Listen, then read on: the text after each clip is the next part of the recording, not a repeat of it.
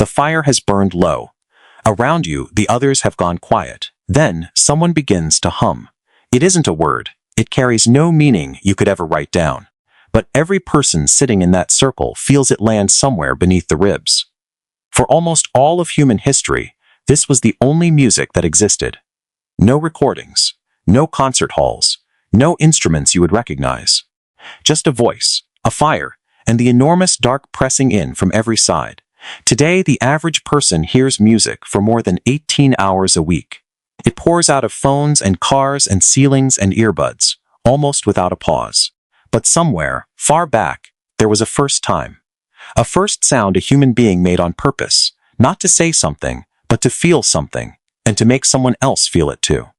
What did it sound like? Here is the strange part.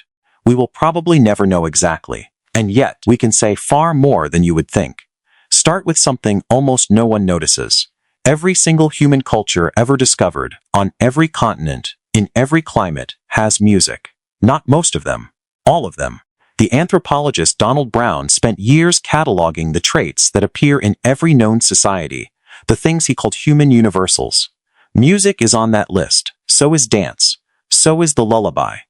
Think about how rare that is. Not every culture builds boats. Not every culture writes things down. Not every culture farms. But there has never been a people found anywhere on Earth without song. When something shows up in every human group with no exceptions, what is it telling you? Usually, it is telling you the thing is old, older than the borders between cultures, old enough to come before those cultures ever split apart.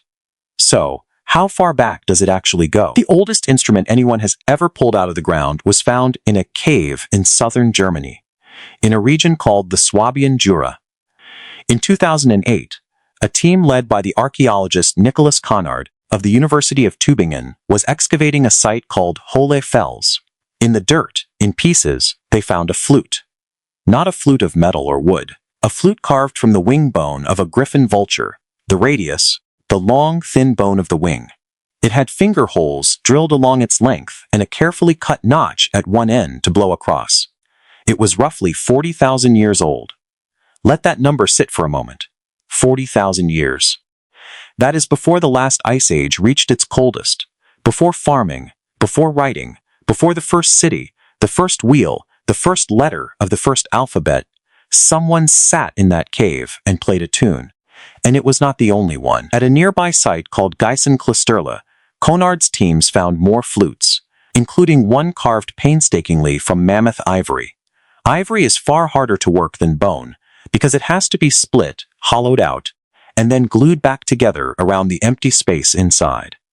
Someone wanted a flute badly enough to do all of that. This was not an accident, and it was not a beginner's first try. This was a craft, already refined, already passed from one person to the next, which means the music itself was older still. Years later, an experimental archaeologist named Wolf Hein decided to find out what one of these flutes could really do. He built a faithful copy of the ivory flute from Geisenklosterle, using the same kinds of tools an Ice Age craftsman would have had, and then he played it. And what came out was not random noise. It was a clear, ordered series of notes. The spacing of the holes produced intervals that a modern ear recognizes at once, not as something alien, but as something close to a scale you have heard your entire life.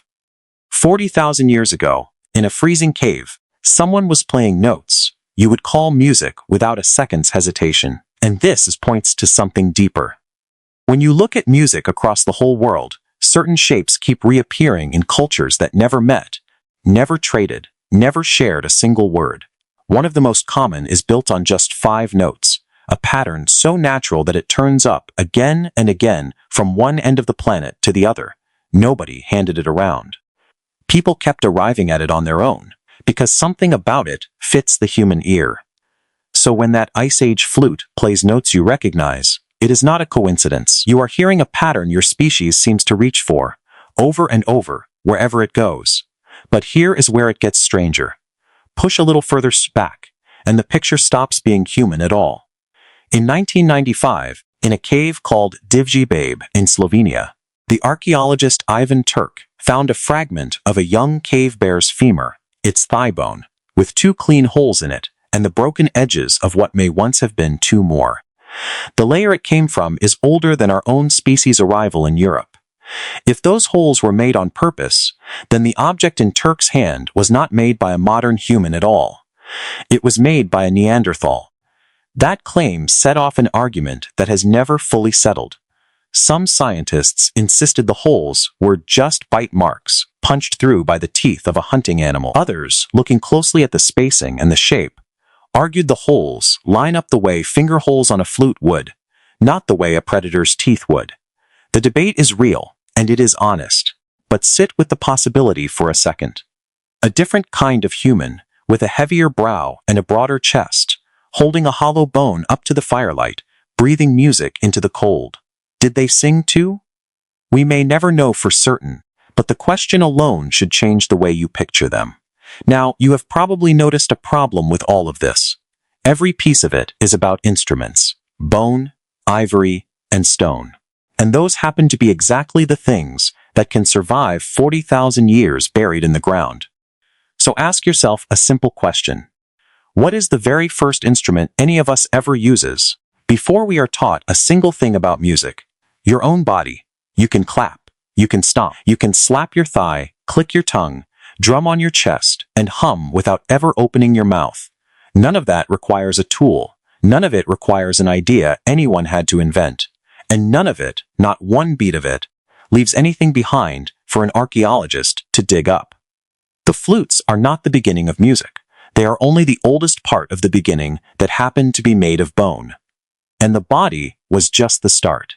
Almost anything in your ancestors' world could become an instrument when someone struck it and liked the sound. Two stones knocked together, a hollow log. In places all over the world, people found particular rocks that ring like a bell when you hit them, stones archaeologists call lithophones, which simply means singing stone. And the marks of repeated striking still sit on some of them today. The world your ancestors lived in was not silent and waiting to be filled. It was already full of things that could be made to sound, so the real first music almost certainly came out of bodies, and out of ordinary objects, long before it ever came out of a carved flute. Voices raised together, hands keeping time, feet on the ground, a stone ringing in the dark. The trouble is that this kind of music is invisible to us. It faded away with the people who made it, unless, that is, you know where to listen. This is where one researcher did something clever. His name is Igor Reznikov, and instead of digging, he listened. He walked deep into the painted caves of Paleolithic France, the Old Stone Age, that long stretch of prehistory when people lived entirely by hunting and gathering. And as he moved through the dark, he made sounds. He sang single notes, low and steady, and he paid close attention to where the cave answered back, where the rock made his voice swell and echo and ring. Acoustic scientists call that resonance, the way a space catches a sound and amplifies it until it seems to pour out of the walls themselves. And he found something astonishing. The paintings were not scattered through the caves at random. Again and again, the richest clusters of paintings sat exactly in the spots where the resonance was strongest, the places where a single human voice could fill an entire chamber. It is very hard to look at that pattern and not picture people standing in the blackness in front of those animals on the wall, singing, choosing those particular walls because of how they sounded, painting where the echo lived. So now you can begin to reconstruct it. Not guess wildly, reconstruct. It is night, deep in the past. The fire is the only light, and it throws long shifting shapes across the rock. Your group sits close together, shoulder to shoulder, because both warmth and safety live in the middle of the circle. Somewhere a baby is fussing. An elder, a woman with gray hair, takes the child and begins, almost without thinking, to sing, soft and repeating, rising and falling and rising again. The baby quiets. A man starts to tap out a rhythm on a hollow log, or just on his own knee. A few voices join the elders, finding the same handful of notes and circling them. And one young person lifts a flute of vulture bone to their lips and lays a melody over the top of all of it. You would recognize it. That is the part that should give you chills. Not the language, not the words, but the shape of it, the pulse underneath it, the way the voices lean on one another. If you could stand in that cave tonight, you would not understand a single thing those people were saying. But you would understand the music completely. Now, here is the twist, and it is the part most people get exactly backwards. You probably assume the first music was entertainment. A pleasant thing. A luxury, enjoyed only after the real work of survival was finished. What if it was almost the opposite? The first music was not a reward for survival. It was a tool of survival. It was one of the things that kept your ancestors alive. Go back to that lullaby, the one the elder sang to quiet the baby. The psychologist Sandra Trehub spent much of her career studying how infants respond to song across many different cultures, and what she found is remarkable. Babies all over the world calm to the very same kind of singing, slow, high, gentle, and repetitive. They are soothed by it more deeply than by ordinary talking. Now picture why that mattered 50,000 years ago. A crying infant out in the open is a sound that carries a long way.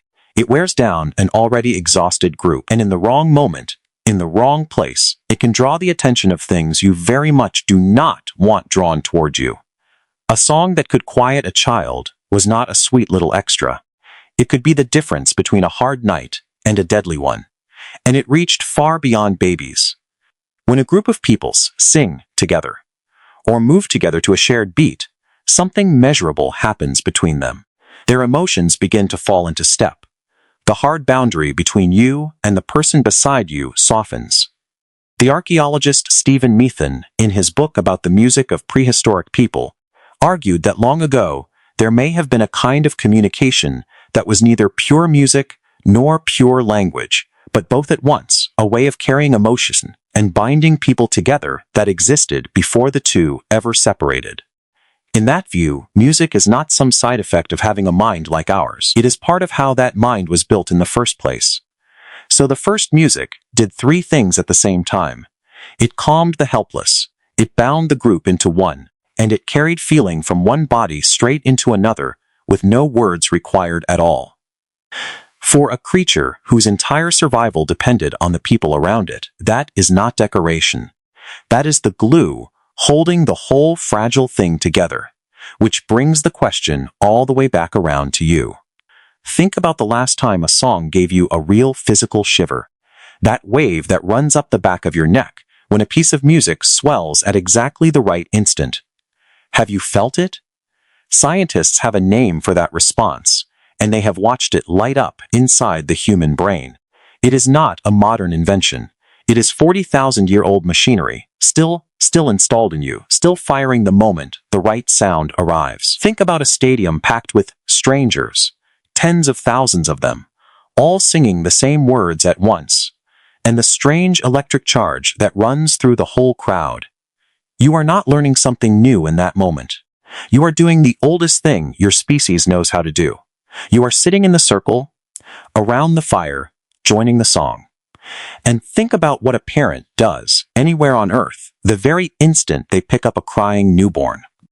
They do not need a lesson. No one has to tell them. Their voice drops, slows, and softens all on its own, and they begin to sing. That elder by the fire is not gone. She is standing in a kitchen at 2 a.m, swaying a baby back towards sleep using a tool that is older than language itself. So, what did the first music sound like? We cannot play it back for you. The voices are gone. The rhythm faded long ago with the hands that once kept it. But you are not nearly as far from it as you think. It was a small handful of notes, sung in the dark, by people leaning on one another against the cold. It was meant to calm, to bind, and to be felt long before it was ever understood. The fire has burned low. The others have gone quiet, and somewhere inside you, almost without thinking, you begin to hum. That sound around the fire never actually ended. You are still the one making it,